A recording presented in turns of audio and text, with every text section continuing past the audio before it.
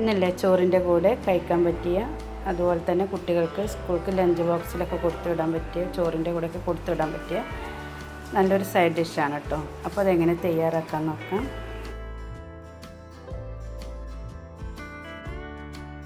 അതിന് വേണ്ടിയിട്ട് ഒരു ചട്ടി ഞാൻ അടുപ്പത്ത് വെച്ചിട്ടുണ്ട്. ഇനി അതിലേക്ക് ഒരു ടേബിൾ സ്പൂൺ വെളിച്ചെണ്ണ ഒഴിച്ച് കൊടുക്കുക. എന്നിട്ട് 1/2 ടീസ്പൂൺ ഉലുവി, 1/2 ടീസ്പൂൺ കടുക് ഇട്ട് പൊട്ടി വന്നതിന് ശേഷം ഒരു 5-6 ചെറിയ ഉള്ളി ചെറുതായി അരിഞ്ഞതും കറിവേപ്പിലിട്ട് ഒന്ന് മൂപ്പിച്ചെടുക്കുക കേട്ടോ.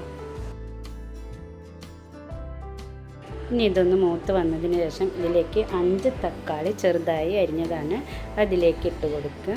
എന്നിട്ട് ആവശ്യത്തിനുള്ള ഉപ്പും ചേർത്ത് ഒന്ന് വഴറ്റി കൊടുക്കുക.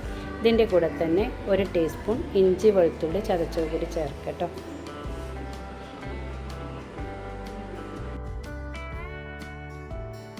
എന്നിട്ടിത് നന്നായി ഒന്ന് വഴറ്റി കൊടുക്കുക.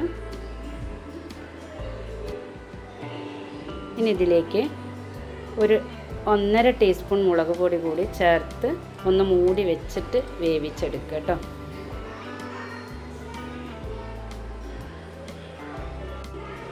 ഞാൻ കാശ്മീരി മുളക് പൊടിയാണ് ചേർത്തിട്ടുള്ളത്.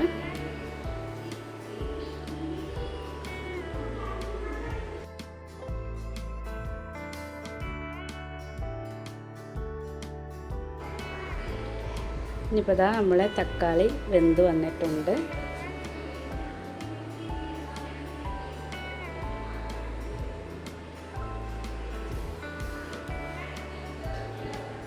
ഇനി നമുക്കിതിലേക്ക് 2 ടേബിൾ സ്പൂൺ പുളി ജ്യൂസാണ് കേട്ടോ, പുളിയുടെ വെള്ളമാണ്, അതിലേക്ക് ഒഴിച്ച് കൊടുക്കുക.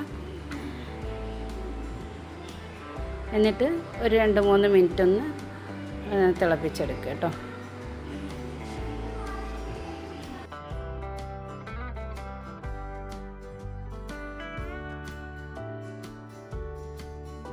ഇനിയിപ്പോൾ ഇതാ ഇതിലേക്ക് 1 ടീസ്പൂൺ കായത്തിൻ്റെ പൊടി കൂടി ചേർത്ത് കൊടുക്കുക. എന്നിട്ട് നല്ലൊന്ന് മിക്സാക്കി എടുക്കുക കേട്ടോ. ഇത് നമുക്ക് ചോറിൻ്റെ കൂടെയും അതുപോലെ തന്നെ കുട്ടികൾക്ക് സ്കൂളിലൊക്കെ ലഞ്ച് ബോക്സിൽ ചോറിൻ്റെ കൂടെയൊക്കെ കൊടുത്തുവിടാൻ പറ്റിയ നല്ലൊരു സൈഡ് ഡിഷാണ് കേട്ടോ. ഇതിൽ കുറച്ച് കറിവേപ്പില കൂടി ചേർക്കുന്നുണ്ട്. ഇത്രയേ ഉള്ളൂ. എൻ്റെ റെസിപ്പി നിങ്ങൾക്ക് ഇഷ്ടപ്പെടുകയാണെങ്കിൽ ലൈക്കും കമൻറ്റും സബ്സ്ക്രൈബും ഒക്കെ ചെയ്യാം കേട്ടോ. Thank you.